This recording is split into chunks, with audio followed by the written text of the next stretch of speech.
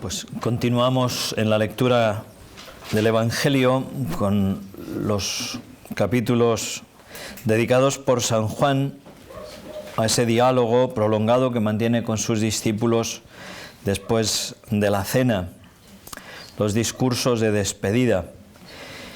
Y en este caso, pues se trata de un pasaje del capítulo 15. El capítulo 15 comienza con la parábola del viñador y de la viña, ¿no? Mi padre es el viñador, yo soy la vid, vosotros los sarmientos. Y el Señor subraya la necesidad de permanecer en Él, de estar injertados en Él, para poder tener vida. Este verbo, el verbo permanecer, es como la clave, es el centro de este capítulo. El verbo menein en griego, pues de ahí viene manere en latín, permanecer en español, rimanere en italiano. Y es un verbo que nos habla de esa necesidad de estar siempre unidos al Señor, siempre unidos a Él. Porque no es una unión simplemente psicológica o un recuerdo vacío, sino que es una unión vital, ¿no? El sarmiento vive de la vid, recibe su vida, vive de su amor. Y esa unión es imprescindible para poder dar fruto, lo dice el mismo Jesús. Dios Padre, que es el viñador, también poda el sarmiento que da fruto para que dé más fruto. Dentro de la mano amorosa de Dios está ese saber podar para permitir el crecimiento y un fruto más abundante. Por eso, como Padre bueno, a veces el Señor permite también en nuestra vida el sufrimiento, las dificultades, la cruz, las oscuridades, porque tenemos que ser podados para poder dar fruto abundante. De tal manera que no tenemos que asustarnos de esa poda, de que el Señor a veces nos pode, porque está de esta manera buscando que nuestra vida sea fecunda, como Él, como Jesucristo. Jesucristo también tuvo que pasar por el misterio pascual, por la cruz y la resurrección, para producir fruto. Y el Señor nos habla también hoy de cómo, en qué consiste ese permanecer en Él y permanecer en su amor. No es simplemente algo pues del sentimiento, sino que amar a Jesucristo y amar al Señor pues es cumplir su voluntad, ¿no? Es vivir de una determinada manera, dejarse regir por Él. Jesucristo es el que ha vivido para el Padre. Toda su vida fue hacer la voluntad del Padre, desde el comienzo, incluso en el Evangelio de San Juan, ahí yéndonos a lo más antiguo de todo, en el principio era el Verbo, y el Verbo estaba junto a Dios. Pues desde ahí es estar junto a Dios. Dicen los que estudian estas cosas que el término prostonceón significa como que el Verbo estaba no solo junto al lado, sino como vuelto hacia Dios, hacia el Padre. O sea, que Jesucristo vive del Padre, vive con el Padre, vive para el Padre. Y por eso cuando Él se hace carne en el seno de María, pues toda su vida y toda su existencia terrena es ese mantener la unión con el Padre por la obediencia, por el amor que se hace obediencia. Conviene que el mundo conozca que yo amo al Padre y que hago siempre lo que le agrada. Pues si nosotros queremos permanecer unidos al Señor, tenemos que cumplir sus mandamientos, tenemos que cumplir su voluntad, tenemos que vivir como Jesucristo ha vivido. Esta es la manera concreta de permanecer en su amor. ¿Y para qué tenemos que hacer esto? Pues dice el Señor hoy en el Evangelio: os he hablado de esto para que mi alegría esté en vosotros y vuestra alegría llegue a plenitud. El otro día hablábamos de la paz y decíamos que la paz, Jesús decía: yo mi paz os dejo, no es la paz del mundo, Pues lo mismo podemos decir de la alegría que nos da Jesucristo no es la alegría del mundo, no es la alegría de alguien que simplemente no tiene problemas, o la alegría pues, de un animal satisfecho que tiene todas sus necesidades cubiertas, pues no, es una alegría mucho más profunda.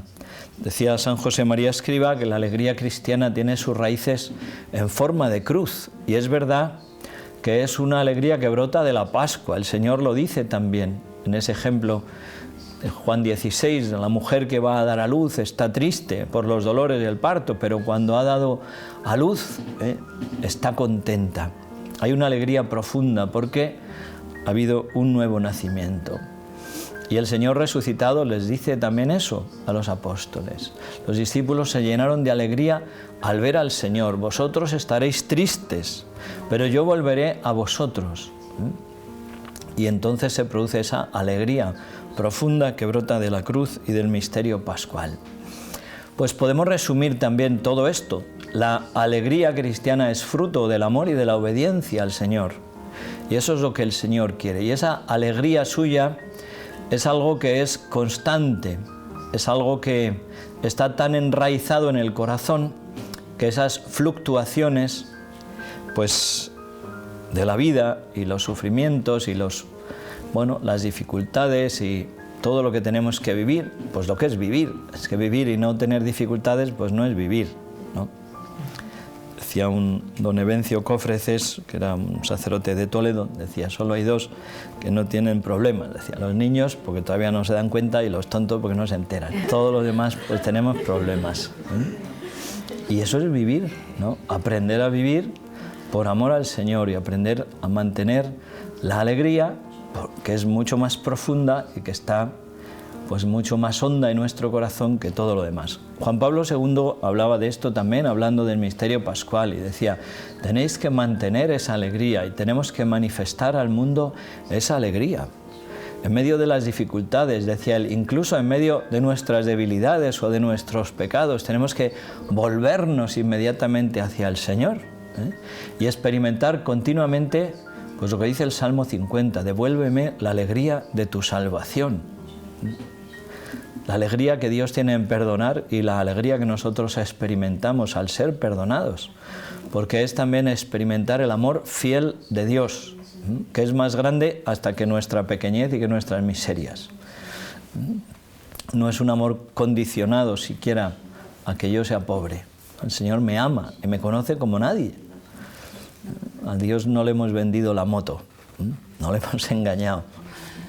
Sabía y sabe quiénes somos, cómo somos, cuáles son nuestros deseos, nuestras buenas cosas, nuestras limitaciones, lo sabe todo. Y el Señor pues nos quiere profundamente, nos ama, nos perdona, y ese amor suyo y esa misericordia suya pues nos empuja hacia adelante y dilata nuestro corazón en la alegría y en la esperanza. Esta alegría es también como una pregustación del cielo, de la vida eterna. La alegría cristiana tiene que ser así.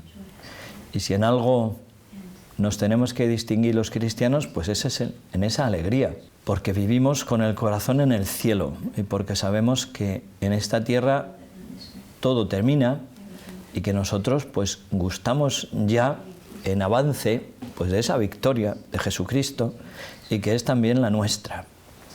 Entonces tenemos que descansar y gozarnos en esa alegría y manifestarla también al mundo, para que mi alegría esté en vosotros y vuestra alegría llegue a plenitud. ¿Cuál es la plenitud de nuestra alegría? Pues la vida eterna. Gozar del Señor para siempre. El único que puede colmar totalmente nuestro corazón. Dios ha puesto en nosotros un ansia de infinito. Nos hiciste, Señor, para ti. Pues eso es así. Nuestro corazón no se conforma con las cosas de esta tierra. Es verdad que hay cosas pues bonitas y cosas que amores y cariños que son puros y limpios y que participan de ese amor de Dios, pero hasta eso siempre es un medio que nos conduce hacia el Señor, porque solo Él puede llenar nuestro corazón en plenitud y darnos esa alegría en plenitud.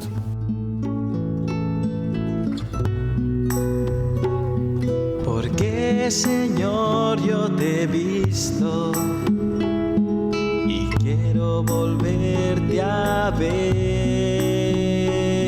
Porque Señor yo te he visto